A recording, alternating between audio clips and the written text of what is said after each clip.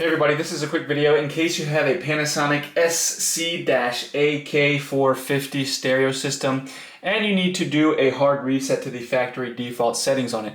Now you're going to want to do this for basically one of two reasons. The first one is troubleshooting. If this stereo is not working for some reason, maybe the buttons are not responding or the disc player won't play the disc or won't eject the disc or things like that where it's not working right, a hard reset can fix a lot of those issues.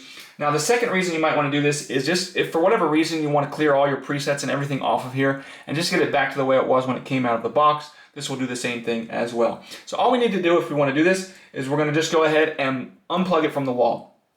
Once it's been unplugged from the wall, we're just going to wait for several minutes, like at least 3 minutes. Once you do that, once you've waited at least 3 minutes, then you can just come in and press and hold the power button before you plug it in. Press and hold the power button and then plug the unit in while continuing to hold the power button. And it'll start up and just keep holding the power button, keep holding the power button until on the display, it should just show up dashes all the way across the display. Just a whole bunch of dashes, dash, dash, dash, dash, dash.